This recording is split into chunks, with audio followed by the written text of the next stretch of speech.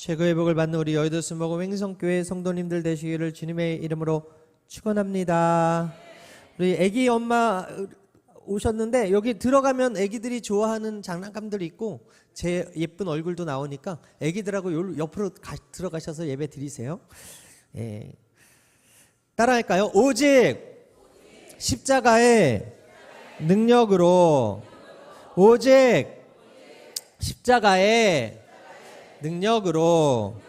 2026년 표이자 오늘 말씀의 제목입니다. 여러분, 고린도는 고대 그리스와 로마의 번영하는 항구 도시였어요. 두 개의 큰 항구를 끼고 있어서 상업과 무역의 중심지였습니다. 고린도에는 온갖 종류의 사람들이 모여들었고 자연스럽게 다양한 문화, 철학, 그리고 종교가 혼합되고 뒤섞여진 곳이었습니다. 특히 지혜를 숭상하는 헬라 철학의 영향력이 막강했었고 수사학이 최고의 가치다라고 생각하는 사람들이 많았습니다. 로마의 강력한 힘이 지배하던 도시였고요. 이곳에는 아폴로 신전과 아프로디테 신전과 수많은 우상 숭배의 장소가 있었습니다. 이런 환경 속에 초대교회 성도들은 십자가에 못 박혀 죽으신 그 예수 그리스도를 전하는 것이 얼마나 어리석은 일이었는지를 체험했어요. 유대인들은 표적을 구했고 헬라인들은 지혜를 찾았지만 사도 바울은 오직 십자가를 자랑했고 십자가만 전했습니다. 여러분, 십자가는 당시 사회에서 가장 수치스러운 사형수의 처형 방식이었습니다. 고린도 사람들의 기준으로 보면 십자가의 복음은 품격도 없고 세련됨도 없어 보였습니다. 바울은 그 미련해 보이는 십자가 안에 바로 우리를 구원하는 하나님의 능력이 담겨 있다고 외친 거예요. 여러분, 이 말씀은 오늘 우리에게도 주는 교훈이 분명합니다. 세상이 미련하다 여기는 그 십자가가 구원받는 우리에게는 능력이 된다. 할렐루야. 죄를 이기게 하고 저주를 깨트리며 축복을 주는 능력이다라는 것이죠. 오늘 시간 세상의 가치관이 아니라 오직 십자가에 담긴 하나님의 능력이 무엇인지 세 가지 깨닫는 시간이 되었으면 좋겠습니다. 첫 번째, 따라할까요? 십자가는 죄사함의 능력입니다. 오늘 본문인데요. 함께 다시 읽겠습니다. 시작. 십자가의 도가 멸망하는 자들에게는 미련한 것이요 구원을 받는 우리에게는 하나님의 능력이라. 여러분, 본문에서 구원받는 우리라고 했어요. 즉 밖에 있는 사람이 아니라 구원받는 저와 여러분들에게 주시는 말씀인데요. 구원의 첫걸음은 죄로부터의 해방, 즉 죄의 문제로부터 해결함 받는 거예요. 십자가의 능력이 중요한 것은 우리의 죄를 사할 능력이 그 십자가 안에 있기 때문에 그렇습니다. 십자가의 능력이 우리에게 나타나는 것은 바로 이 죄사함의 능력이라는 것이죠. 우리 에베소서 1장 7절인데요. 우리 함께 읽겠습니다. 시작. 우리는 그리스도 안에서 그의 은혜의 풍성함을 따라 그의 피로 말미암아 속량 곧 죄사함을 받았느니라. 여러분, 인간의 철학과 도덕과 결심은 죄를 관리할 수 있어요. 2025년 많은 죄를 지었던 사람이 새해 해돋이 보고 와서 결심할 수 있다고요. 야, 이제 술을 좀 줄이자. 야, 이제 담배도 좀 끊어보자. 야, 이제 음란한 것도 좀 그만하자. 보자. 이렇게 결심은 할 수 있어요. 즉 죄는 관리를 할 수 있지만 이 죄의 문제를 없애지 못한다. 해결하지 못한다라는 것이죠. 이 도덕과 철학과 이러한 결심들이 아무리 큰 부와 명예를 가졌어도 죄의 짐을 지고 있는 그 인생은 성경은 영적 파산 상태라고 이야기해요. 그러나 십자가에서 흘리신 그 보혈, 십자가의 그 능력이 죄의 빚을 갚아준다고 오늘 본문이 이야기하고 있는 거예요. 즉 십자가는 죄의 값을 치르고 죄를 제거하면서 하나님과의 관계를 올바르게 회복시키는 능력이 된다라는 것이죠. 여러분, 집안 분위기가 냉랭한 것은 부모님과 자녀들이 관계가 틀어졌을 때라고요. 근데 어제 저희 처제네가 왔거든요. 그 처제네가 왔는데 제가 방에서 누워가지고 있는데도 웃음소리가 끊이지 않는 거예요. 시끄러울 정도로 유한이하고 우리 처제 아이들이 그렇게 웃고 다니는 거예요. 생각했어요. 이 집에 부모가 아이들을 보호하고 그들이 안정감을 느끼니까 저렇게 웃을 수 있는 거구나.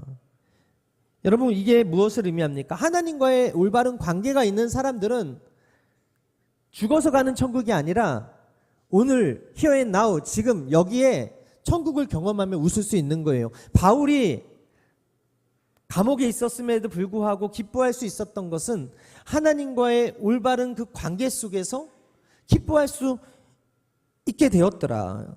여러분, 사도 바울은 이 죄사함의 능력을 누구보다 절실하게 체험했던 사람이죠. 과거 예수 믿는 사람들을 핍박하고 죽이는데 앞장섰던 사람이었어요. 죄인 중에 괴수였어요. 다메섹 도상에서 부활하신 그 예수님을 만난 이후에 십자가의 복음 앞에 무릎을 꿇게 되고, 그리고 나서 그가 변화되었죠. 십자가의 능력을 체험하게 되었고, 죄사함의 능력을 경험하게 되었고, 그리고 이제 십자가를 자랑하고 십자가를 전하는 사도가 되었다. 그의 좋은 출생 신분과 그의 탁월한 지식과 학력, 율법과 그런 열심 가지고는 죄의 문제를 해결할 수가 없었어요. 그는 자신이 바뀐 이유를 내 의지가 아니라 주의 은혜와 십자가의 능력 때문이다 라고 고백하고 있는 거예요. 고린도전서 15장 9절인데요. 우리 함께 읽겠습니다. 시작. 나는 사도 중에 가장 작은 자라. 나는 하나님의 교회를 박해하였으므로 사도라 칭함 받기를 감당하지 못할 자니라. 이렇게 자신이 스펙이 엄청 강한 걸 알고 있었고 자신이 잘난 걸 알고 있었던 자가 십자가 앞에서 가장 작은 자라고 이야기하는 거예요. 하나님의 교회를 박해했던 그 과거를 부끄러워하고 있는 거예요. 하나님은 바울의 과거를 붙잡아서 정죄하지 않으셨습니다. 십자가의 사랑으로 품으셨고요, 용서하셨고요, 새로운 사명을 허락하셨다는 것이죠. 여러분, 마찬가지예요. 우리도 십자가의 그 능력을 경험하기 전에는 괴수였고 죄수였고 하나님 앞에 죄인이었어요. 근데 우리가 그 십자가를 바라보고 구원받은 하나님의 자녀가 된 이후부터는 하나님의 능력이 우리 가운데 임해와서 모든 죄의 속량이 임하여지고 하나님의 자녀로서의 관계가 회복되지니까 당장 이 눈에 아무 증거 아니 보이고 이 손에 아무것도 잡히지 아니하고 우리 앞길이 칠흑같이 어두워도 우리가 하나님을 온전히 신뢰하는 그 믿음 때문에 오늘을 행복하게 살 수 있는 것이고 오늘을 기뻐할 수 있음을 믿으시게 되기를 바랍니다. 여러분, 바울의 회심은 도덕적인 개선이 아니라 죄사함을 통한 존재론적인 변화였어요. 여러분, 예수님께서 이 땅에 오셔서 하신 그 기사와 표적과 이적들은요, 존재를 바꾸는 것이었어요. 물이 변하여 포도주를 만드셨어요. 물고기 2마리 보리떡 5개로 5,000명을 먹이셨어요. 사람이 절대 무리를 걸을 수 없는, 중력의 법칙을 거스를 수 없는 것을 아는데도 예수님은 무리를 걸어오셨어요. 죽음의 사망의 권세 앞에서 예수님께서는 나사로를 살리셨고 예수님께서는 사흘 만에 부활하심으로 그 사망의 권세를 이겨주셨더라. 여러분, 우리가 믿는 예수님은요, 존재론적으로 우리를 바꾸길 원하시는 거예요. 영접하는 자, 그 이름을 믿는 자들에게 하나님의 자녀가 되는 권세를 주셨는데 우리가 그 십자가를 바라보고 그 십자가 앞에서 죄가 속량됨으로 인해서 우리는 죄의 삭스로 죽어가는 그런 존재가 아니라 하나님의 자녀로서 영원히 하나님과 동행하며 살아갈 수 있는 특권을 얻은 존재로 바뀌었다는 사실을 여러분 기억하시고 믿게 되기를 바랍니다. 이게 바울이 십자가의 능력이라고 부르는 실제 이유인데, 실제로 하나님께서 십자가를 통해서 인류의 모든 죄를 해결해 주셨거든요. 골로새서 2장 13절 이하에 또 범죄와 육체의 무할례로 죽었던 너희를 하나님이 그와 함께 살리시고 우리의 모든 죄를 사하시고 우리를 거스르고 불리하게 하는 법조문으로 쓴 증서를 지우시고 제하여 버리사 십자가에 못 박으시고 라고 되어 있고요. 히브리서 9장 22절에 율법을 따라 거의 모든 물건이 피로써 정결하게 되나니 피 흘림이 없은즉 죄사함이 없느니라 라고 이야기하고 있는 거예요. 예수님께서 십자가의 형틀에서 피를 흘려 주심으로 말미암아 우리의 죄가 사함 받았다 이거예요. 따라합니다. 피 흘림이 없은즉 죄사함이 없느니라. 죄의 삭시 사망이기에 누군가는 반드시 희생해야 되고 누군가는 반드시 대속해야 되고 누군가는 반드시 피를 흘려야 했는데 하나님께서 5명도 아니고 4명도 아니고 3명도 아닌 독생자 예수 그리스도를 화목제물로 내어주심으로 인해서 우리를 감당할 수 없는 그 죄의 형벌을 대신 받게 하여 주셔서 우리가 이제는 죄인이 아니라 의롭다 칭한 하나님의 자녀로서의 삶을 살 수 있도록 만들어 주셨다라는 것입니다. 조영기 목사님이 반복해서 강조한 핵심 중 하나가 오중복음인데 그 오중복음의 첫 번째가 뭐냐면 중생의 복음이에요. 십자가를 통한 죄사함과 새로운 피조물이 되는 것을 의미하는 것입니다. 십자가 보혈은 과거의 죄뿐만이 아니라 현재와 미래의 죄까지도 씻는 영원한 능력이 된다라는 것입니다. 실제로 조영기 목사님 젊은 시절에 결핵으로 폐병으로 죽어갈 때 무명의 그 누나 친구의 복음을 듣고 성경책 읽다가 십자가의 능력을 믿고 기도해서 치유받게 되었어요. 그래서 조영기 목사님 그 성역을 보게 되면 날마다 십자가의 복음, 갈보리 십자가를 바라보고 그 십자가의 능력을 체험하는 자들에게 치료가 임하고 회복이 임하고 영혼이 잘 되고 범사가 잘 되고 강건한 복이 임한다고 그렇게 선포하고 사역하셨어요. 여러분, 죄의 결과인 질병에서 십자가를 믿는 사람에게 죄사함 받는 증거로 중생의 복음과 치료의 복음이 임한다라는 것입니다. 신앙의 출발이 바로 죄사함을 받는 중생의 은혜라는 거예요. 여러분 기도해 주셔서 우리 다나가 지금 에크모를 뗀다는 그 이야기를 들었어요. 여러분 그 에크모는 거의 마지막에 다는 그 인공심장 그 외부에서 돌리는 거거든요. 근데 그거를 떼가지고 이제 자발적으로 심장이 뛴다는 이야기를 듣고서 정말 의사도 포기하고 간호사들도 절망했던 그 상황 속에 하나님이 만져주심으로 지금 자발적으로 심장이 뛰어서 이제 에크모 뛰는 수술 한다고 어제 연락이 와서 저희가 감사하다고 여러분들에게 글을 남겼는데, 여러분 세상은 이런 기적이 일상이 되지 않습니다. 그냥 상식적으로 포기하라고 이야기하죠. 이제 끝이라고 이야기합니다. 그러나 십자가 복음 앞에서 끝인 사람은 새로운 출발선에 서는 거예요. 하나님께서 질병으로 인해서 죽어가는 사람, 고통 가운데 있는 사람들에게 십자가의 복음을 허락하신 이유는 그 인생이 거기서 끝이 아니라 새로운 시작임을 가르쳐 주시기 위해서, 우리에게 십자가의 능력을 체험하게 하기 위해서 우리를 하나님의 자녀 삼아 주시고 십자가 아래로 불러주셨다는 사실을 믿으시게 되기를 바랍니다. 여러분, 예수님과 함께 십자가에 달렸던 우편의 강도 보십시오. 사회적으로 이 사람은 죄인인 거예요. 여러분, 사형수는요, 극악 무도한 사람들이 사형을 받는 거예요. 죽어 마땅하다고 생각하는 사람이. 그런데 그가 잘한 게 뭐예요? 그냥 예수님 십자가 우편에 달려서 예수님을 자기가 처음에는 욕을 했지, 고통스러우니까. 근데 아무리 봐도 예수님은 아무 말도 안 하시는 거예요. 저주도 안 하고 욕도 안 하고. 여러분, 그 당시에 지금처럼 유튜브가 있는 것도 아니고 지금처럼 게임기가 있는 것도 아니었기 때문에 십자가 형벌을 받는 누군가가 있다 그러면 분명히 이 죄인도, 이 괴수도, 이 우편 강도도 어렸을 때 십자가형으로 죽어가는 사람들을 많이 봤을 거예요. 그 위에서 저주하고 욕하고 침뱉고 사람들이 거기에서 구경하는 모습을 많이 봤을 거예요. 그래서 백부장도 진실로 이는 하나님의 아들이었다고 고백할 수 있었던 게 왜 그런 고백이 나왔는가?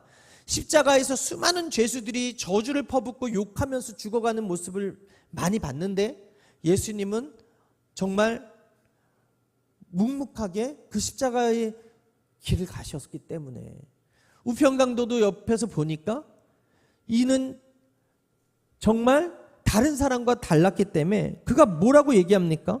회심하고 누가복음 23장 42절에 이르되 예수여 당신의 나라에 임하실 때 나를 기억하소서. 그가 잘한 거는 예수님께 나를 기억해 달라고 청탁한 것밖에 없어. 부탁한 것밖에 없어. 그냥 믿음으로 예수님 바라본 것밖에 없어.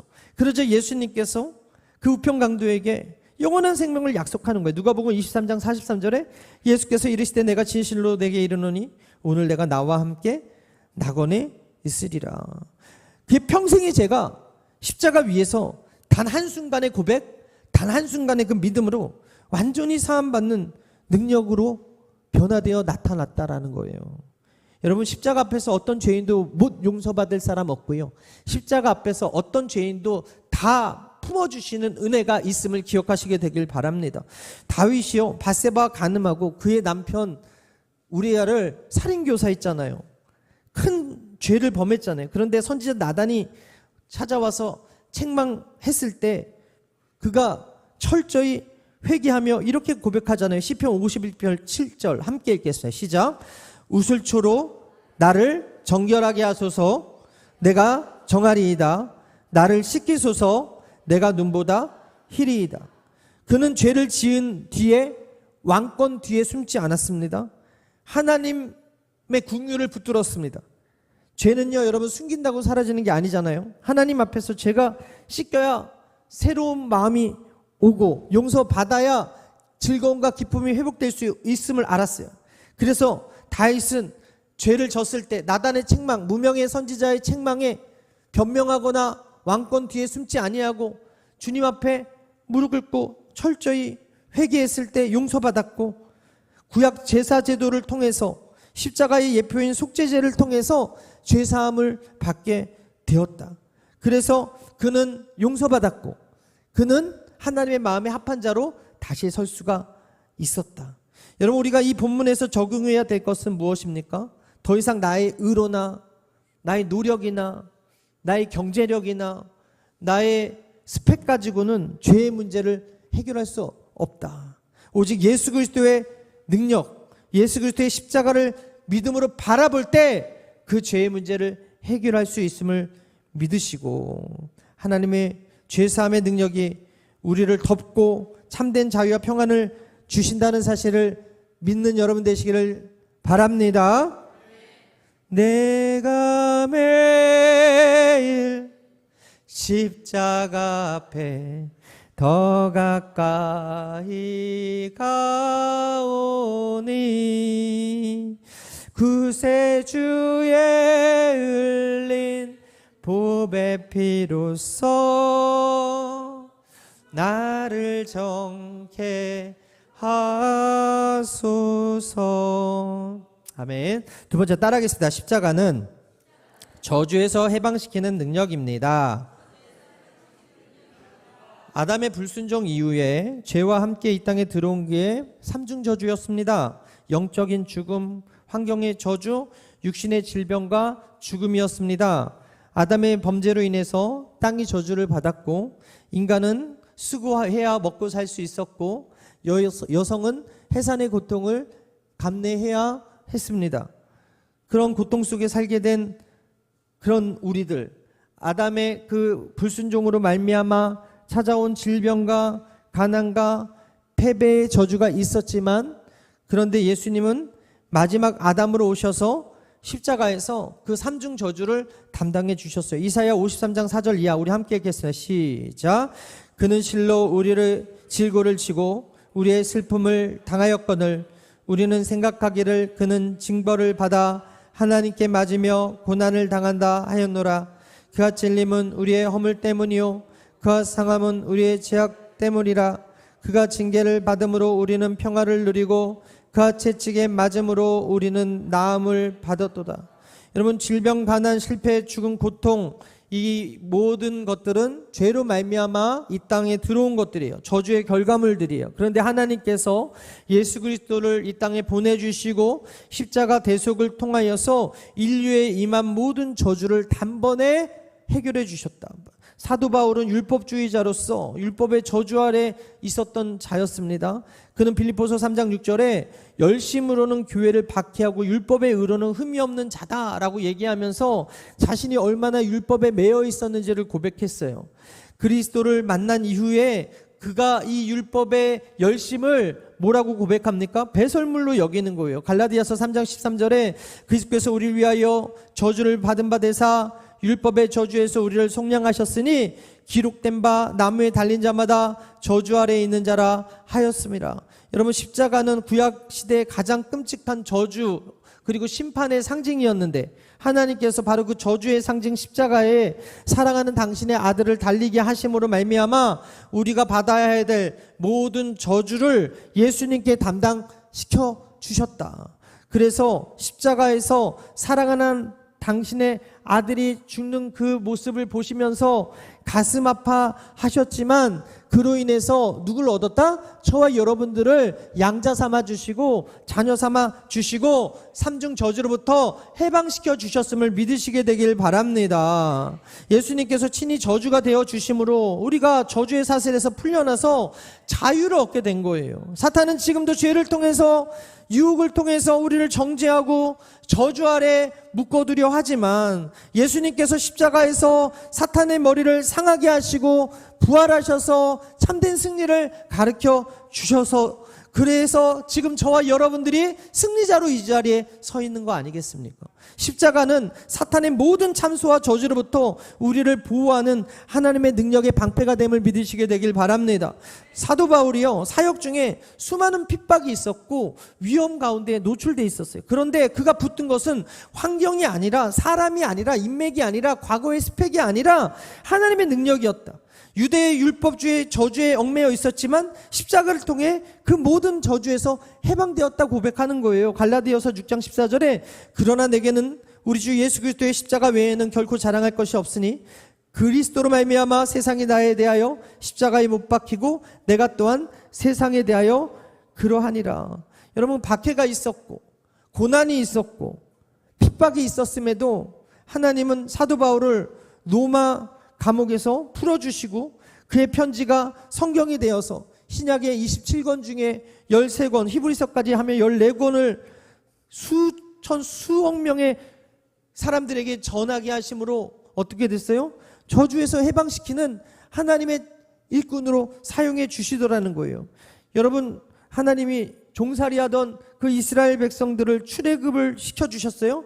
그러면서 당신이 뭐라고 그래요? 구원하는 야훼임을 보여주셨어요. 출애굽기 11장 5절에 애굽 땅에 있는 모든 처음 난 것은 왕위에 앉아있는 바로의 장자로부터 맷돌 뒤에 있는 몸종의 장자와 모든 가축의 처음 난 것까지 죽으리니 애굽 온 땅에 전무후무한 큰 부르짖음이 있으리라. 그러나 이스라엘 자손에게는 사람에게나 짐승에게나 개 한 마리도 그 혀를 움직이지 아니하리니 야훼께서 애굽 사람과 이스라엘 사이를 구별하는 줄을 너희가 알리라. 여러분, 이 구별하는 그 징표로 하나님께서 모세에게 가르쳐 주는 게 뭐였어요? 문설주 문인방에 예수 그 어린 양의 피를 바르면 살 것이다. 그래서 결국 이스라엘 백성들이 잘한 게 뭐예요? 말씀에 순종한 것밖에 없어요. 그냥 문설주 문인방에 그 어린 양을 죽인 그 피를 바른 것밖에 없는데 6월 패스오버 죽음의 신이 넘어가는 경험을 하게 되었잖아요. 애굽의 많은 장자들과 초태생들이 다 죽을 때 이스라엘 백성들은 머물고 있던 그 고센 땅에 이스라엘 백성들의 장자들은 다 살았다라는 것이죠. 이스라엘 백성들이 광야에서 불뱀에 물려 죽어갔을 때 하나님께서 또 모세에게 주신 해결책이 무엇입니까? 약이 아니었습니다. 치료법이 아니었습니다. 처방전도 아니었어요. 단순한 방법, 노뱀 쳐다보라는 거 아니었습니까? 민수기 21장 8절에 노뱀을 만들어 장대 위에 매달아라. 물린 자마다 그것을 보면 살리라. 여러분, 우리가 예수 믿으면 천국 가요. 할렐루야. 예수 믿으면 구원 받아요. 할렐루야. 구원은 어려운 게 아니. 그냥 믿고 바라보고 나아가면 하나님께서 하나님 자녀 삼아 주시는 거예요. 백성들은 불평과 원망이란 죄의 대가로 죽어가고 있었지만 저주받은 뱀의 형상을 한 놋뱀, 즉 나무에 달린 그 놋뱀 쳐다본 사람들은 다 살았다. 오늘 그 저주를 예표하는 예수 그리스도가 십자가에 달렸어요. 그 십자가에 달리신 예수님을 바라보면 모두 사는 거예요. 그 저주에서, 삼중 저주에서 풀려나는 거예요. 십자가는 신약의 출애굽에서처럼, 광야의 놋뱀 사건처럼 죄 사망에 종살이하던 우리의 그 모든 삶에서 해방시켜주는 능력이 됨을 믿으시게 되길 바랍니다. 그래서 조용기 목사님은 늘 십자가를 통한 삼중 저주로부터의 그 해방을 강조하셨거든요. 죄의 저주, 질병의 저주, 가난의 저주에서의 해방을 한 가지 십자가를 바라보는 것으로 해결은 받을 수 있다고 이야기했어요. 그래서 그 십자가의 능력을 믿고 기도하고 성도들에게 그 십자가를 바라보라고 가르쳤더니 세계 최대의 교회를 세울 수 있게 하나님께서 복을 주시지 않았습니까?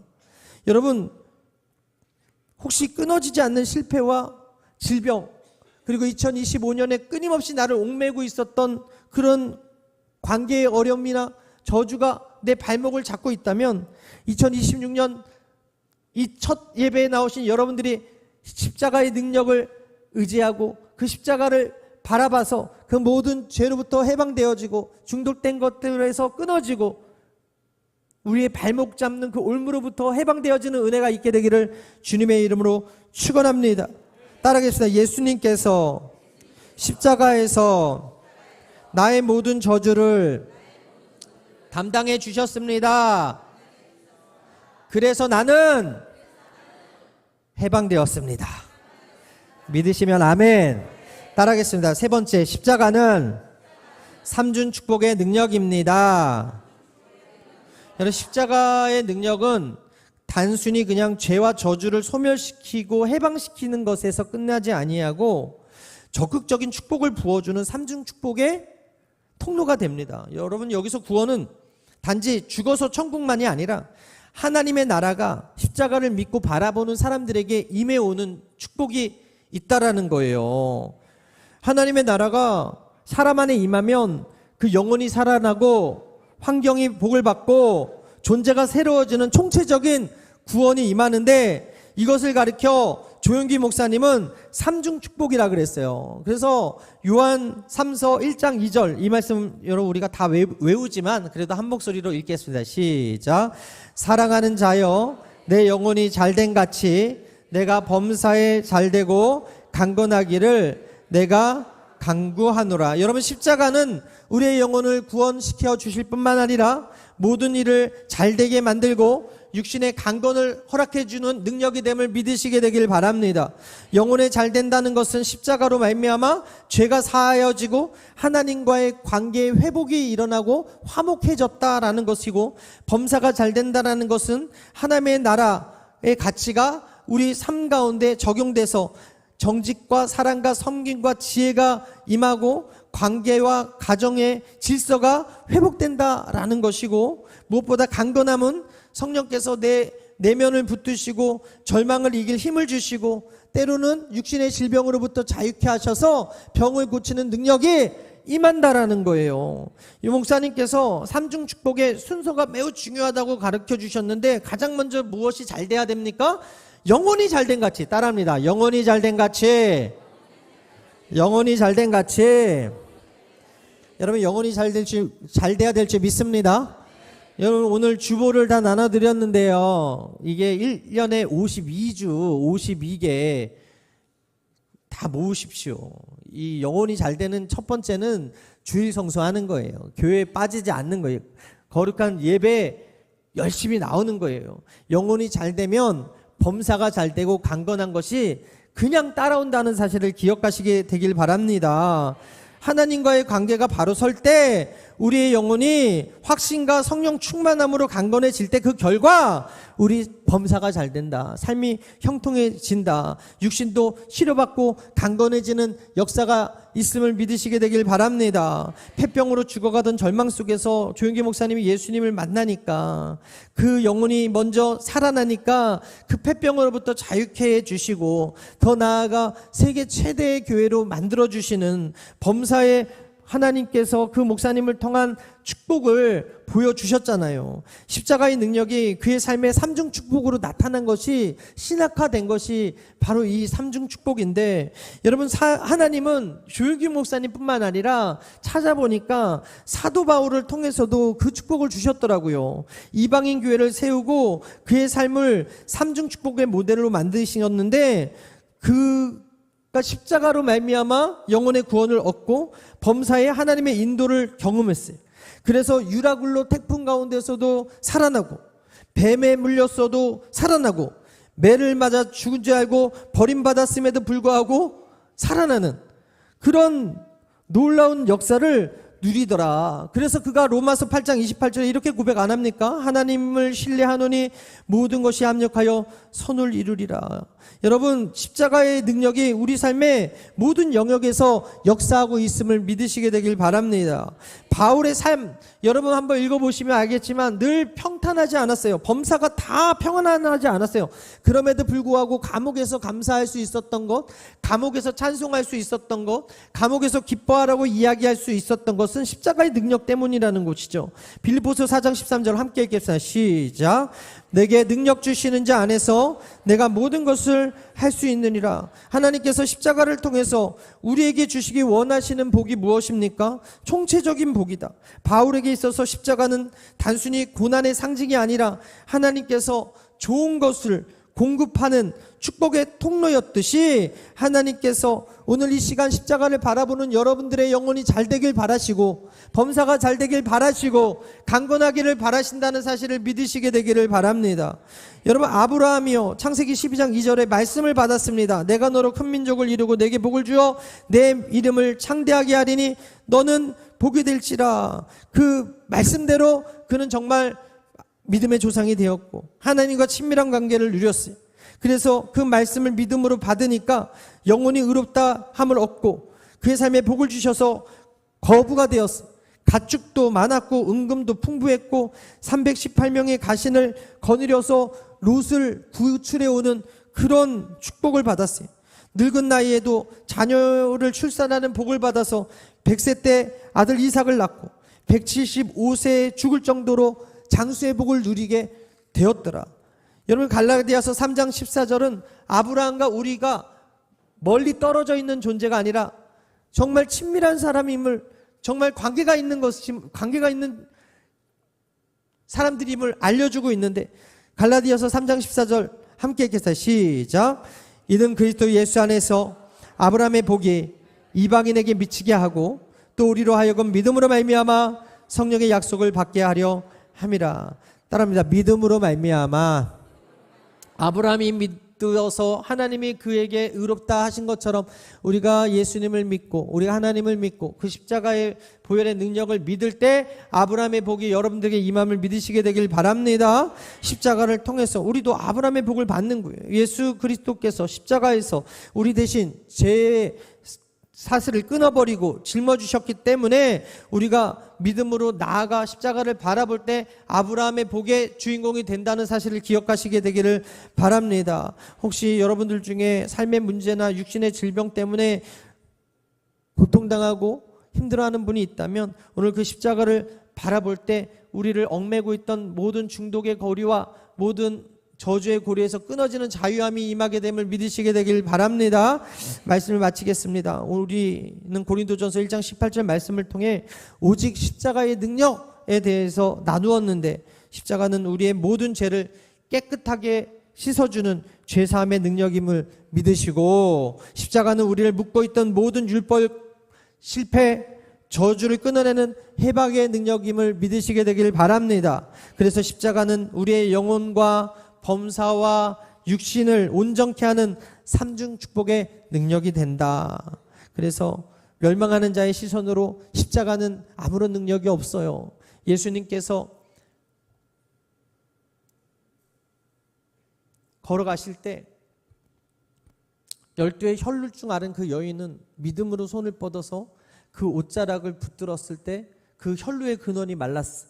근데 십자가 위에서 예수님의 옷을 가지었던 그 4명의 그 로마 군인들에게는 아무런 능력이 나타나지 않았어요.